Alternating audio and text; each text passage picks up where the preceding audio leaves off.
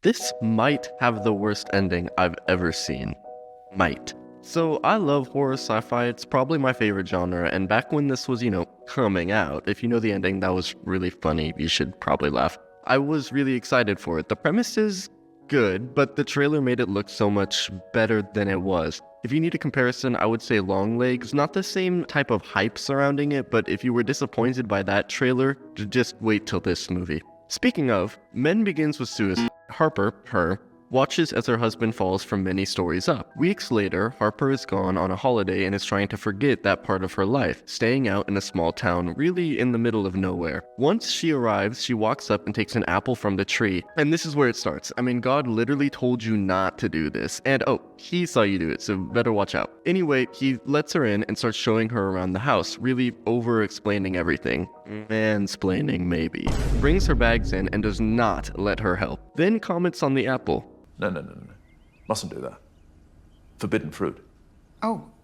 Later, while showing off the master bedroom, he brings up her now deceased husband by mentioning her last name, Mrs. Marlowe, which is yet to be changed. After she leaves, she gets on the phone with her friend. After a bit, the connection starts to fumble and she has to hang up. While putting away clothes, she picks up something that reminds her of James's suicide. We see before it all happened, they were fighting. Because you want to divorce me. That's so... You want to divorce so me fucking more than you want to crazy. keep me I alive. know you want How to is my see. life worth so little to you? I have a life too! Harper had mentioned previously she wanted a divorce, and after time, she wants it now. Her husband is not the greatest, which is a common theme with the men in this movie. He's verbally abusive, manipulative. Basically, this isn't the first time it's happened. Well, I mean, it's the first time he killed himself, but you get what I mean. After that pleasant memory, Harper decides to go on a walk. The surrounding area of this little town is so beautiful. The cinematography and shots in this movie are definitely the best part of it. There are so many open and just beautiful shots, so it's disappointing when you get maybe halfway through and find yourself with nothing. Anyway, finally, while walking, Harper reaches this large dark tunnel. She yells into it and it echoes. She begins to enter the dark tunnel, which, obviously, that's what I would do too. She looks at the end of the tunnel and sees someone. The person gets up and starts booking it towards her. She leaves, and comparative to the walk there, I would say this is at least a little worse. But I don't know, ask me in 10 minutes. Then she gets back to the tunnel, or maybe a different tunnel? Honestly, no clue. Strange thing is, now the tunnel is walled off. She keeps walking, trying to get back to her house and finds these run-down concrete houses. Once past, she's in this great open field. She turns back and takes a picture. Pretty! That's nice. Oh, that's not nice. Flashback!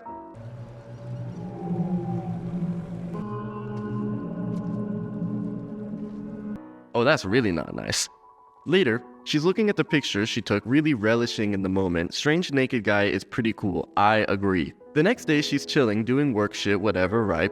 And wait, naked guy is back. This scene is awesome. She's walking around the house, talking on the phone, none the wiser to the creep peering in and looking around. She gets on FaceTime with her friend from earlier and starts showing off the house, with the man still looking in. She calls 911 and calls him a stalker. She leaves the piano room and finds the door open. They start to creep inside of the door, then she slams it shut. He reaches his hand in and that's that. Shit's crazy. If you haven't really noticed yet, this movie, being named Men, and having the protagonist be a woman, the film is about male entitlement and misogyny. It becomes more apparent as time goes on and you meet more of the characters, which are all played by the same guy. The concept is alright and the message is good, but when it's all put together, it just ends up really weird, which I don't know if that's what you want your movie to be. So then the cop arrives after the phone call. She explains everything and says she doesn't know of or recognize any naked man. They brush it off as a harmless homeless guy and Harper moves on. She goes and explores the town and ends up at a church. Everything is relatively normal. It's very old, beautiful, has an altar worshipping the green man. Wait, what? Yeah, so that's a little strange, but it is what it is, as they say. Back before her husband died, he had gotten physical and hit her. This was the final straw and she forces him out the apartment. This causes her to low-key lose it in the church, yelling and screaming, which valid. She leaves and on her way out, she runs into, well, Oh, a child. Seemingly familiar, he wants to play hide and seek. She denies him, then the priest shows up, and bruh, everyone being the same guy, it's just so weird. The kid gets mad and says fuck off, calls her a bitch, then leaves. The priest says he heard her in the church, says that he can help her from her torment. She explains everything to him and admits her feelings of guilt even though she knows it's not actually her fault. The priest at first is kind and understanding and says what she needs to hear, then says, You must wonder why you drove him to it. After he struck you, did you give him a chance to apologize? What? This town needs a warning sign before you come here. These people are insane. She rightfully leaves, telling him to fuck off, and he just sits there thinking he's such a helpful guy, putting on chapstick, really just, hey, I did so good today. We see more of the concrete altar signs, which seem to be very ritualistic. It is about the green man, who may or may not be the naked guy. Oh no, wait, it is, okay. He cuts his face open and begins putting leaves into his skin. Harper is at the bar now, and this scene is really weird. Having every man be played by the same person, yet still making each one different just to give off some really weird aura, it's just a weird feeling. It's similar to the feeling you get from Uncanny Valley, but even more so, it's just like, you know that something's wrong. The policeman from earlier comes inside and reassures her that she's safe and that the guy is no harm whatsoever. So, actually, no. Everyone is really weird when talking about the guy, like they might almost know him, and yeah, he got released from custody, so despite what she says about him stalking her, the men there really just take his side and dismiss what she's saying, so good thing this is a movie and not real life, right? Right? I went for a walk, meet a boy in a churchyard who tells me I'm a stupid bitch. Then I meet a vicar who tells me that I drove James to kill himself. Harper, this is what I'm supposed to be doing, not you. So she's about to leave, then the demon on her phone says stay. Like, what are you talking about? I get that it was a treat to herself, but come on, I would leave, but you do you. Also, her friend is on the way now, but it's like a 3-hour drive, but don't worry, she's on the way. Okay, wait, then she gets some crazy messages from her friend, but I don't think it's her anymore. Then the lights outside start going crazy. Oh, and remember the title of the video? Shit goes downhill quick. The policeman is outside now. What the fuck? Harper comes outside to ask what he's doing here, and he just stands there, saying nothing. The lights go out, and in only a second, he's gone. How? What? What? The apples from the tree starts falling down, which maybe Charlie XCX watched this movie, I don't know. Then random bar guy just starts running straight at her and yelling. Harper gets a knife, the lights go out, then the window gets broken by a rock or something. Oh, no, wait, a chair. Then at the front door, there's more knocks and bangs until it opens, and it's the person who lent her the house. Obviously, she's really confused, he's confused, or acting confused. Not sure. Saying the window broke, etc. He starts talking about the naked man and saying no way. He's gonna go find out what happened. Like, bruh, we know you are all connected somehow. Don't try and play goody two-shoes. Then he snaps a bird's neck, says the bird broke the window. Then she says, but wait, there were people outside, like the policeman. And the guy's like, what are you talking about? He believes her maybe, but it's really up in the air. Now he's going back outside to check the area, but before he leaves, he has to berate her a little bit. I mean, come on. You have precisely the qualities of a failed military man. What? Father told me that. I was only 7 years old. Oh, never mind. It was words of encouragement. I see. Yes, still weird.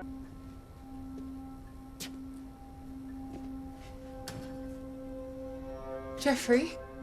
So that's crazy. He gets the lights back on. Apparently they're motion lights. I don't know. It's never actually specified. He then starts walking around the house and she follows him from behind at a good, safe distance. Then guess what fucking happens? He's gone. You really have to suspend a lot of belief for this to work. Like, what is happening right now? There was no supernatural stuff happening before the third act, and now all this? If you think this is why the end is bad though, you are in for a treat. Oh, by the way, once the lights come back on, it was this guy. He then blows a bunch of dandelion seeds at her, and then in slow-mo with sad music playing, we get the most cinematic sneeze of all time. Ooh, jump scare. Jump scare again. But to the altar? What? She goes inside, still in slow-mo, with scenes from before, but now altered? It's really weird. The naked man starts reaching his hand inside the door, which ends this weird trance he put on her or something. Though before it ends, she grabs his hand. She stabs him through the arm, and then pulls out the arm with the knife still in it. That is so weird. Back in the kitchen, we got little kid boy with the severed cut hand. Gross and weird. Do I have to blur all this? He starts saying, "You really hurt me," and then says, "Are you gonna hurt me again?" painting her as the bad guy and kinda turning what happened to her husband back around on her. Again, really strange stuff. The stranger part is how she isn't questioning this shit. He calls her bluff on her stabbing him, and then she closes the door on him. Now they're playing hide and seek. Bruh. Then he comes through the front door and the music gets all crazy. Like, you are blowing this out of proportion. I can't take this seriously. She closes and I would assume locks the door, then the priest comes strolling in. Tells her about a bunch of fuck shit that for one doesn't matter, also why does she need to know? He washes his split hand, then she asks what he is because obviously he isn't human. He responds with, When did you lose your virginity?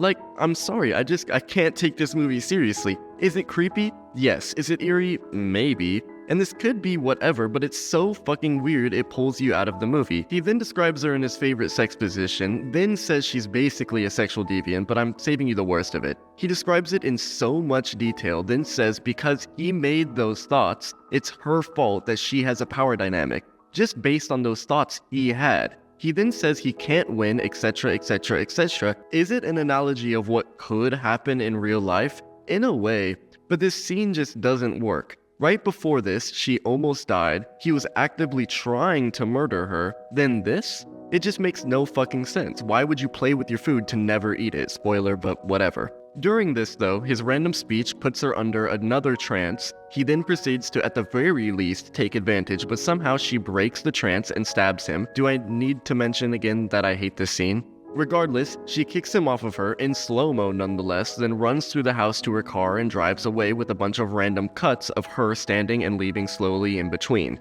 Then another version of the men in this movie, the homeowner, is hit by the car. You wonder if he is like the other guys because he can't be like the other guys. Where's Marley? Oh, he is. So yeah, then he grabs her out of the car and ooh, more good shots. See more of this, less of that. Oh yeah, and then he leaves with her car.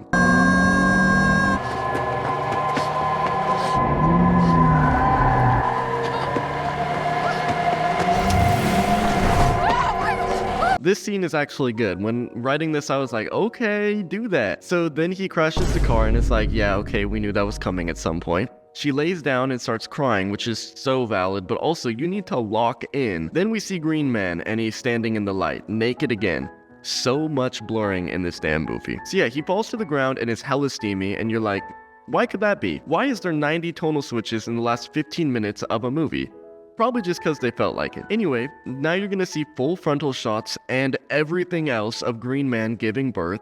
Harper is shocked by it for sure, but yeah, he gives birth to the kid. And it's just so fucking weird. They crawl towards her and then yell as if crying, then guess fucking what? It gives birth again and shows it all. This happens at least 5 times. It is the most unnecessary thing of all time. There are a million different ways you could have gone about doing this in a more entertaining way for one, and or just a more standard way. Be weird.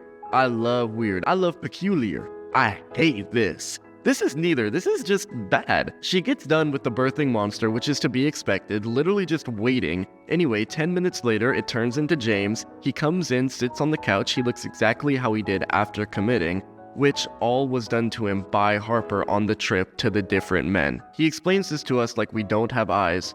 Like I just did. Wait, are we all the same? I think we should look past that. Harper responds and then asks what he even wants from her, and he says, your love. Then the best part of the movie happens because the credits roll and I get to hear a really good song. In between some credits, her friend, we can assume, shows up and sees a bloody Harper sitting on some stairs. So that's men for you.